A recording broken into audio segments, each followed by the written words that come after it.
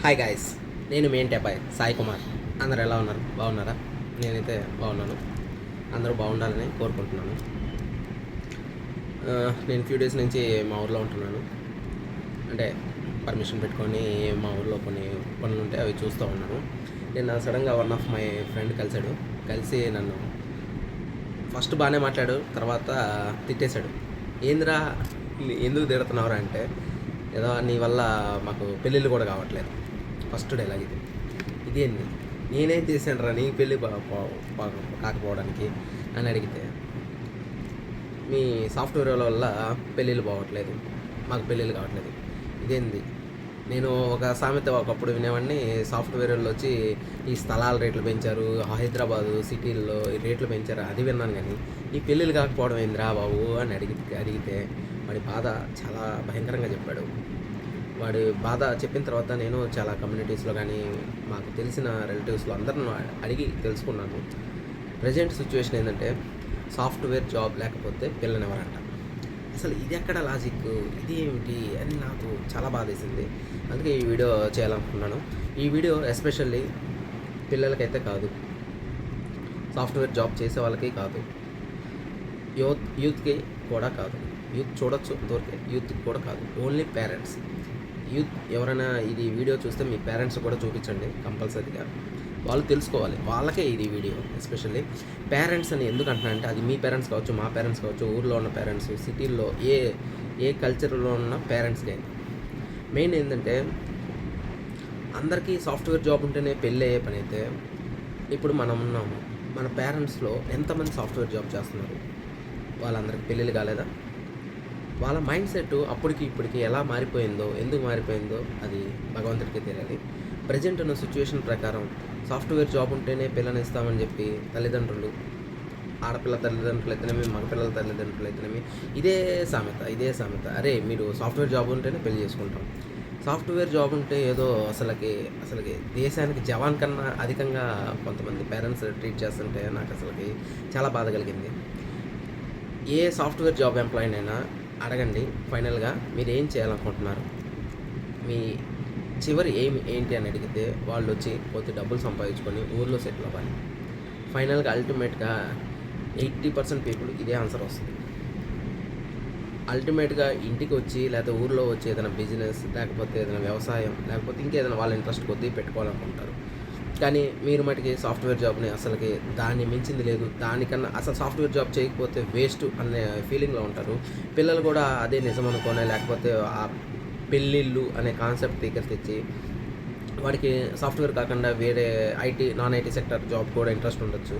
కానీ దాన్ని వాడి దాకా రానికన్నా మీరు రుద్దేస్తా అమీర్పేట ఇన్స్టిట్యూటో లేకపోతే ఏదో ఒక ఇన్స్టిట్యూట్స్లో వెళ్ళి తీసుకుపోయి రుద్దేసి మీరు అది జాబ్ చేస్తేనే మా ఇంటికి రండి, లేకపోతే లేదు అనే పేరెంట్స్ని కూడా ఇద్దరిని కలిశాను. నేను ఎస్పెషల్లీ చెప్పాను, బాబాయ్ సాఫ్ట్వేర్ రంగం కాకుండా మిగిలిన ఎన్నో రంగాలు, దానికి మించినవి కూడా ఉన్నాయి. Hospitality, education field, transportation field, business, accounting field, ఇలా ఎన్నో పలు రకాలు ఉన్నాయి బాబాయ్. అసలు దాన్ని మీరు అనుకుంటున్నారు, నేవీలు, ఇన్ని రకాలు ఉన్నాయి. వీటికి మించి జాబులు, శాలరీలు వచ్చేవి కూడా ఉన్నాయి. అది ఎవరికి పట్టట్లా, ఓన్లీ సాఫ్ట్వేర్. అమ్మాయిలు కూడా అలాగే తయారయ్యారు. సాఫ్ట్వేర్ జాబ్ ఉంటేనే పెళ్లి చేసుకుంటాం, వాళ్ళ పేరెంట్స్ వల్లే వీళ్ళకి వచ్చిందని నేను అనుకుంటున్నాను. ఇంకొక విషయం అబ్బాయిలు కూడా చెప్పాల్సింది ఏంటంటే, అమ్మాయిలకు కూడా సాఫ్ట్వేర్ జాబ్ ఉంటేనే పెళ్లి చేసుకుంటాం అనే మ్యూచువల్ క్వశ్చన్ కూడా వస్తుంది ఇద్దరిలో. అది మీకు అలా వస్తే ఓకే, అదే డిమాండింగ్గా అనేది ఇంకా మీరు ఆలోచించుకోవాలి. మెయిన్ థింగ్ ఏంటంటే, పేరెంట్స్కి నేను చెప్పాలనుకుంటున్నది ఏంటంటే, సాఫ్ట్వేర్ జాబ్ ఒక్కటే లోకల్లో అదొకటే జాబ్ కాదు, ఎన్నో రకాల జాబ్స్ ఉంటాయి. వాళ్ళ ఇంట్రెస్ట్ని కొద్దీ మీరు వాళ్ళని ఎంకరేజ్ చేయండి. అంతేగాని మీ కోరికల్ని వాళ్ళ మీద రుద్ది ఎంతోమంది బాధపడుతున్నారనేది వాళ్ళని అడిగితేనే తెలిసింది. ఇంకొక కాలేజీ ఫ్రెండ్ని కలిస్తే వాడేం చెప్పాడంటే, ప్రజెంట్ అన్నీ అలాగే ఉన్నాయి, వాడు కాలేజీలో ప్రొఫెసర్గా పనిచేస్తాడు. తను ఏం చెప్పాడంటే, వన్స్ అపాన్ ఏ time 4 field electrical, civil, mechanical full అయిపోయాయి. బట్ ఇప్పుడు వచ్చేసరికి ఆ ఫీల్డ్లో వచ్చేసరికి సపోజ్ కాలేజీలో 60 సీట్లు ఉంటే దాదాపు half of the seats only fill అవుతున్నాయి. బట్ అదే ఈసీ, ఐటీ, సిఎస్సి అయితే ఫుల్ 120 ఉంటే 120, 240 ఉంటే 240, 720 ఉంటే 720 సీట్స్ కూడా ఫుల్ అయిపోతున్నాయి. సో అందరూ గమనించాల్సిన విషయం ఏమిటంటే, ఫైనల్గా నేను చెప్పొచ్చేది ఏంటంటే, నేను చెప్పాలనుకుంటాను కానీ చెప్పొచ్చేది ఏంటంటే, పేరెంట్స్కి ఒకే విజ్ఞప్తి. ఒక సాఫ్ట్వేర్ ఒకటే కాదు, అన్ని జాబుల్ని ఒక జాబ్గా ట్రీట్ చేయండి. అంతేగాని ఒక సాఫ్ట్వేర్ ఒకటే హై లెవెల్, మిగతా అన్ని లో లెవెల్ అనే థింకింగ్ మటుకు ఎప్పుడు పెట్టుకోవద్దు. పిల్లని ఇవ్వడానికి అబ్బాయి మంచోడా కాదా, బుద్ధివంతుడా కాదా, లేకపోతే మన అమ్మాయిని పోషించగలడా కాదా అంతవరకు చూడండి. మరీ ఎక్కువ ఆస్తులు అంటే నీకెందుకు, ఒక మహారాజా అలా ఎవడు చూస్తే ఎవడికి పెళ్ళిళ్ళు అయితే కావు. దానికి తగ్గట్టుగా మీరు ఆలోచించుకోండి.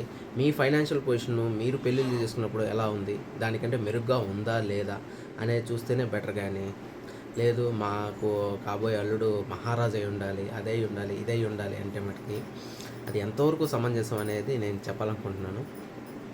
పేరెంట్స్ని విజ్ఞప్తి చేసేది ఏంటంటే, మీరు ఎప్పుడు ఒక జాబ్ని ఇంకో జాబ్తో కంపేర్ చేయొద్దు. సాఫ్ట్వేర్ కాకపోతే ఓకే, ఈ field okay, so and so, well and good. ఏ ఊర్లో ఉంటున్నాడు, ఎంత శాలరీ వస్తుంది, సరిపోతుందా లేదా అంతవరకు చూసుకోవడానికి ట్రై చేయండి. ఇది నా జీవితం, వీడెవడు నన్ను రుద్దడానికి అనుకోకండి. ఎవరి జీవితం అయినా ఎవరు రుద్దాల్సిన పని ఏం లేదు. ఎవరైనా చెప్పినా ఫైనల్గా చేయాలనుకున్న వాళ్ళు తోచిందే చేస్తారు. కానీ ఒకడు చెప్పాడు, ఒకడు ఇన్ఫ్లుయెన్స్ చేశాడని మటుకి నేనైతే నమ్మట్లేదు. ఫైనల్గా వాడు ఇన్ఫ్లుయెన్స్ అవుతాడు, వాడు థింకింగ్ చేసేసుకొని చేస్తాడు. సో అబ్బాయిలు కూడా మీకు ఇంట్రెస్ట్ ఉన్న జాబ్ చేయడానికి 100% ట్రై చేయండి. This is the today's topic. మీ ఇంటి అబ్బాయి సాయి కుమార్ సైనింగ్ ఆఫ్.